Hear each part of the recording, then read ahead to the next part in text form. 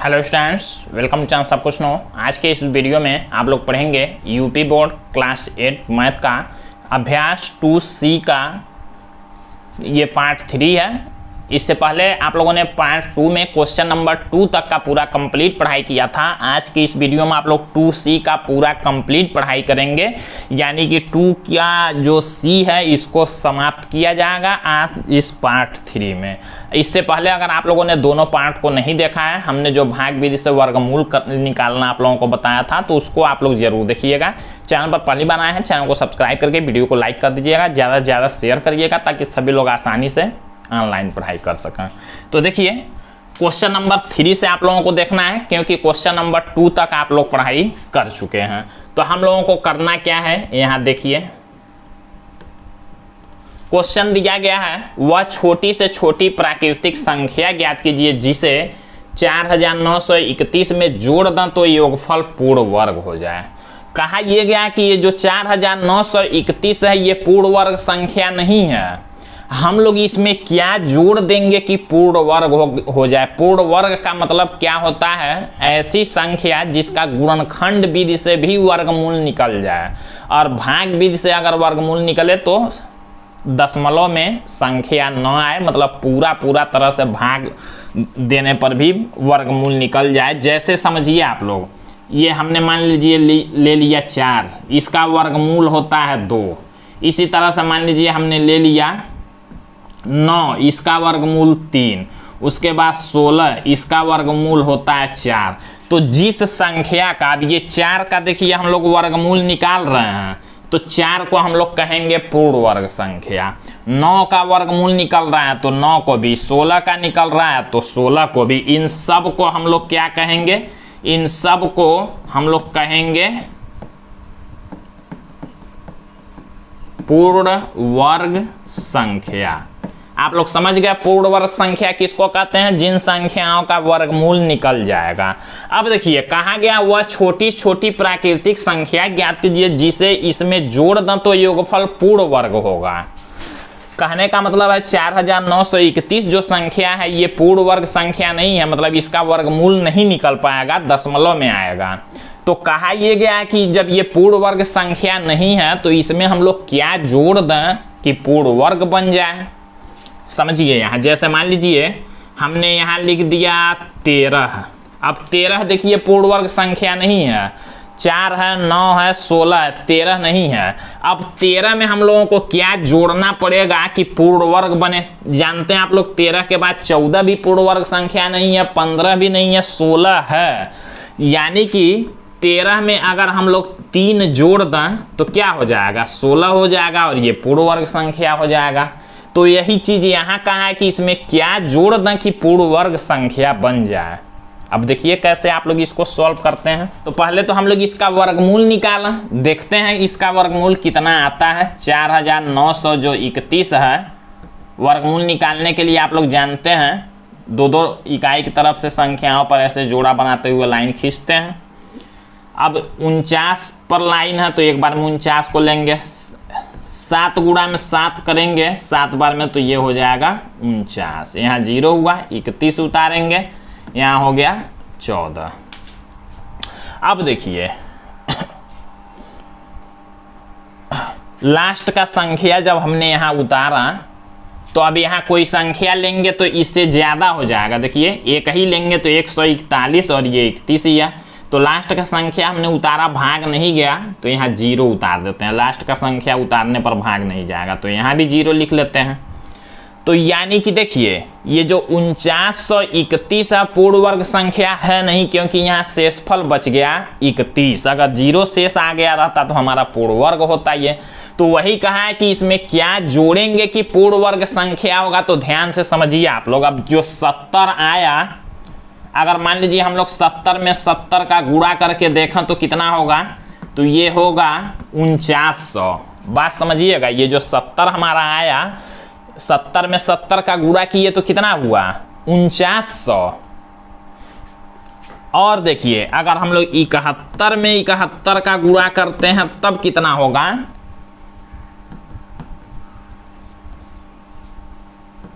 तो 5041 होगा। 70 में 70 का गुणा करने पर 4900, 71 में उसके बाद का 70 के बाद 71 आता है, तो 71 का हमने किया 71 में तो 5041 हुआ। ये 4900 क्या होगा, जब एक ही संख्या का 2 बार गुणा करने पर जो संख्या है वो पूर्ण वर्ग संख्या होता है, यानी कि 4900 पूर्ण वर्ग संख्या है। और 71 में 71 का गुणा किए 5041 आया, ये भी पूर्ण वर्ग संख्या है। अब बात समझिएगा, ये जो 4931 दिया था क्वेश्चन में, 70 के स्क्वायर मतलब 70 गुणा में 70 का मतलब क्या हुआ, 70 का स्क्वायर करने पर जो 4900 आया, इससे ये अधिक है 4931, तो हम लोग इसको तो ले नहीं सकते हैं। बात समझिएगा, 4900 के बाद कौन सा संख्या पूर्ण वर्ग संख्या है, मतलब 70 का स्क्वायर 4900, 71 का स्क्वायर 5041, यानी कि 70 के बाद कौन आता है, 71 ही आता है। तो जो 4900 के बाद जो अगला पूर्ण वर्ग संख्या मिलेगा, जैसे मान लीजिए 3 का स्क्वायर 9 होता है, 4 का स्क्वायर 16 होता है, 9 के बाद पूर्ण वर्ग संख्या कौन है, 16 है। इसी तरह 4900 के बाद पूर्ण वर्ग संख्या कौन है, 5041 है। अब इनके बीच में कोई संख्या पूर्ण वर्ग नहीं होगा, तो ये जो 4931 है इन दोनों के बीच का संख्या है। अब 4931 में हम लोग क्या जोड़ दें, इन दोनों के बीच का संख्या है 4931। अब इसमें ये पूर्ण वर्ग संख्या है, ये नहीं है।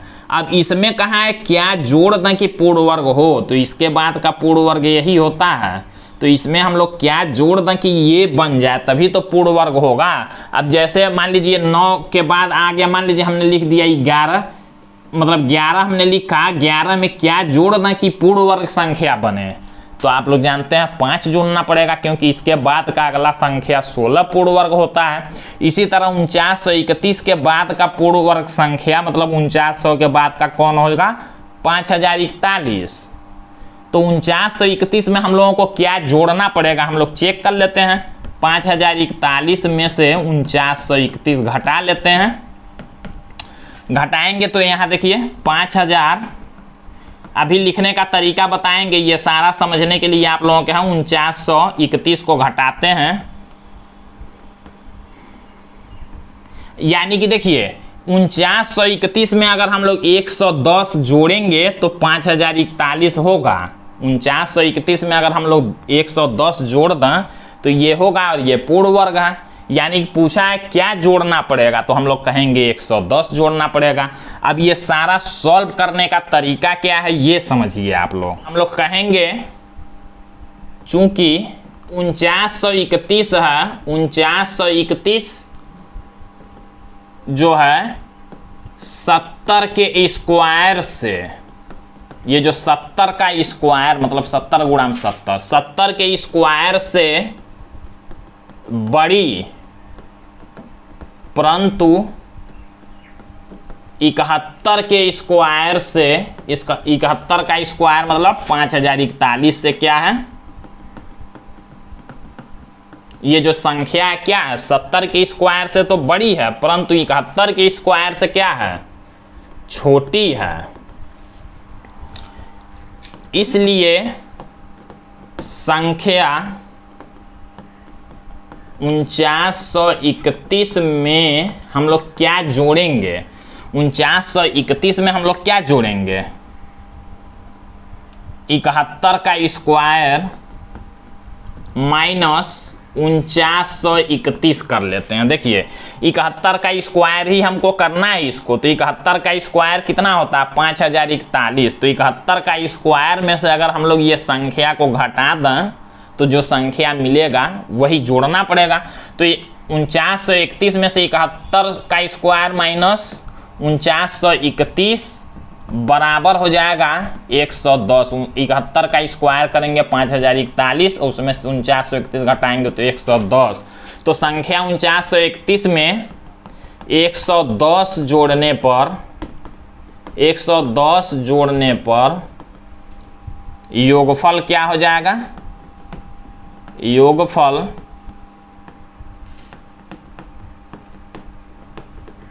पूर्ण वर्ग हो जाएगा। यही हमारा आंसर होगा 110। क्या जोड़ने पर? तो 110 जोड़ने पर।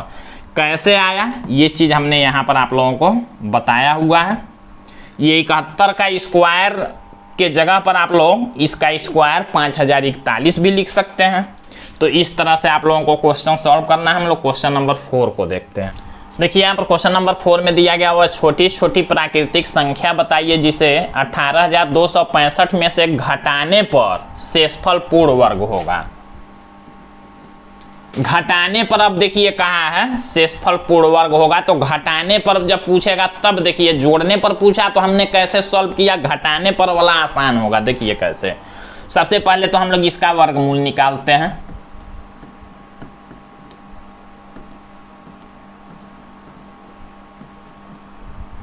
एक है, एक ही बार में भाग होगा। 82 उतारेंगे, 3 बार में हो जाएगा।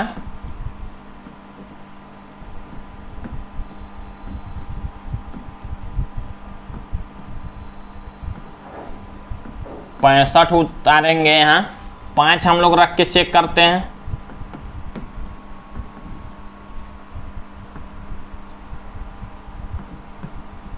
पांच बार में। यहां देखिए घटाएंगे, पूछा है ये जो संख्या दिया गया 18,265, इसमें क्या घटाएं कि पूर्ण वर्ग हो जाए। अब घटाने के लिए जब पूछेगा तो देखिए ये 40 शेषफल बचा, यही अगर इसमें से हम लोग घटाएंगे तो शेषफल पूर्ण, क्या घटाएंगे पूछा है तो यानी 40 घटाएंगे, 40 हमारा आंसर हो जाएगा। हम लोग लिखेंगे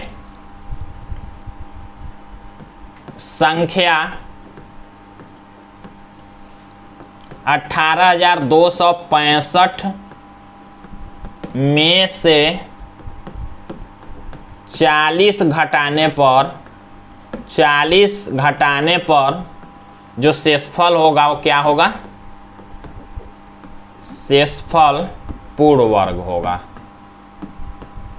पूर्ण वर्ग होगा। यानी कि हमारा जो आंसर हुआ क्या हुआ, 40 हुआ। क्यों, ये भी देखिए, जैसे मान लीजिए हम लोग 3 का स्क्वायर करें तो 9 होगा, 4 का स्क्वायर अगर हम लोग करते हैं तो 16 होगा।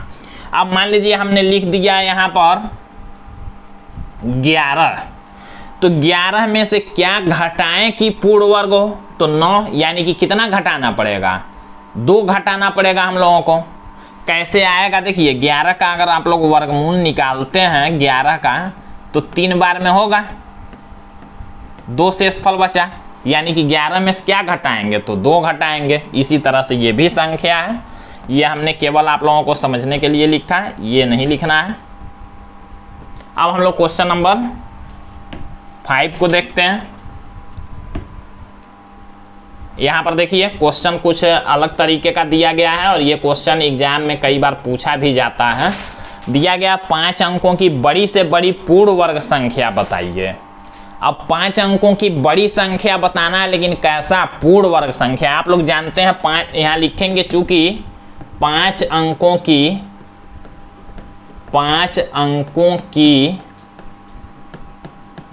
बड़ी संख्या, 5 अंकों की बड़ी संख्या क्या होती है, आप लोग जानते हैं 5 बार 9 लिखेंगे, यही 5 अंकों की सबसे बड़ी संख्या होती है। लेकिन हम लोगों को ये 5 अंकों की बड़ी संख्या नहीं, हम लोगों को पूर्ण वर्ग संख्या बताना है जो 5 अंकों की हो, सबसे बड़ी हो। तो 5 अंकों की सबसे बड़ी संख्या हमने ले लिया, पहले इसी का हम लोग निकालेंगे वर्गमूल। देखते हैं,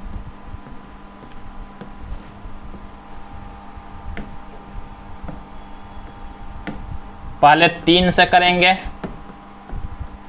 3 बार में 9 हो गया, 0 बचा, 99 उतारेंगे, 6 हुआ, 1 बार में हो जाएगा,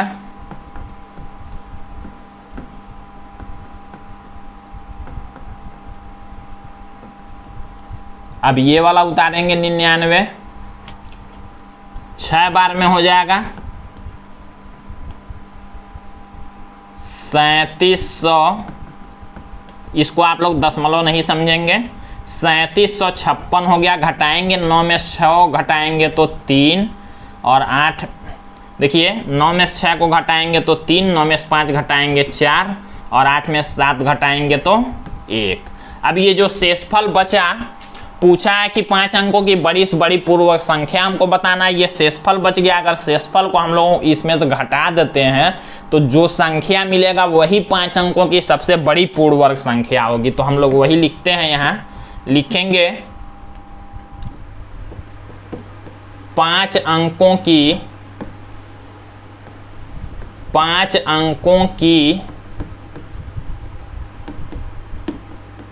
बड़ी से बड़ी पूर्ण वर्ग संख्या बराबर। 5 अंकों की बड़ी से बड़ी पूर्ण वर्ग संख्या क्या होगी, इसमें से हम लोग घटा देते हैं ये 143 को, जो आएगा वही बड़ी से बड़ी पूर्ण वर्ग संख्या हो जाएगी।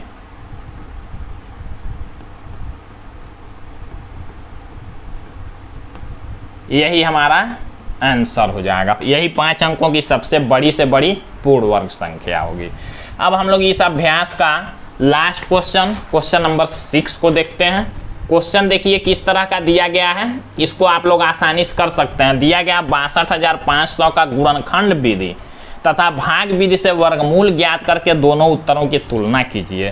कहा है कि ये जो संख्या दिया इसको दोनों विधियों से, गुणनखंड और भाग दोनों विधियों से इसका वर्गमूल निकालना है और फिर बताना है, तुलना करना है दोनों बराबर आ रहा है कि बराबर नहीं आ रहा है। तो देखिए 62,500 हम लोग लेते हैं, इसका करते हैं एक बार गुणनखंड विधि से। आप लोग जानते हैं 2 से इसको भाग कर सकते हैं हम लोग। पहले गुणनखंड विधि करते हैं,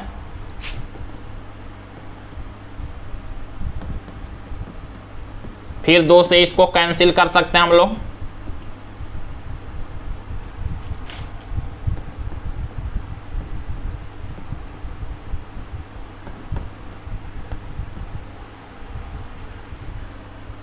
अब 5 से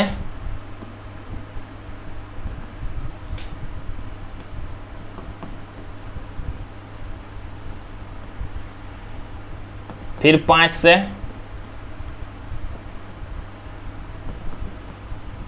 फिर 5 से फिर 5 से फिर 5 से और फिर 5 से। ये तो हो गया गुणनखंड विधि।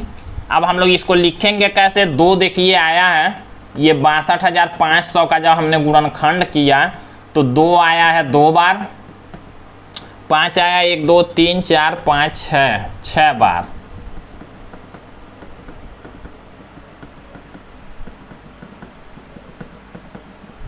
वर्गमूल निकालने के लिए आप लोग जानते हैं 2 समान संख्याओं का जोड़ा बनाते हैं, जोड़े में से एक संख्या लेते हैं, यानी कि गुणा करेंगे 5 5 25, 5 125, 125 दूना 250, प्लस माइनस में लिखेंगे। यानी कि हमने इसका वर्गमूल निकाला, 62,500 का वर्गमूल कितना आया, इसको रूट में लिख लेते हैं संख्याओं को, और रूट से बाहर हमने निकाला यहाँ, तो प्लस माइनस में आया हमारा 250। अब इसका हम लोग भाग विधि से निकालते हैं।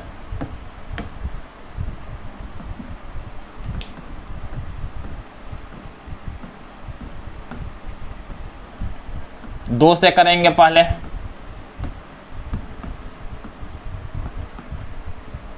पच्चीस उतारेंगे, 5 बार में भाग होगा,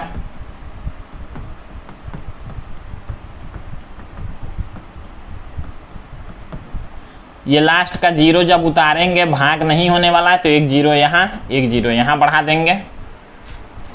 आया हमारा देखिए यहाँ भी वर्गमूल आया प्लस माइनस 250, दोनों वर्गमूल हमारा सेम आया।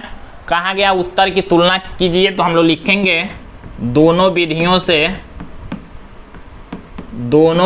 से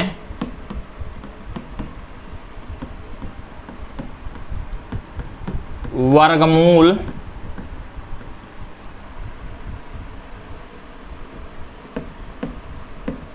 समान प्राप्त होता है।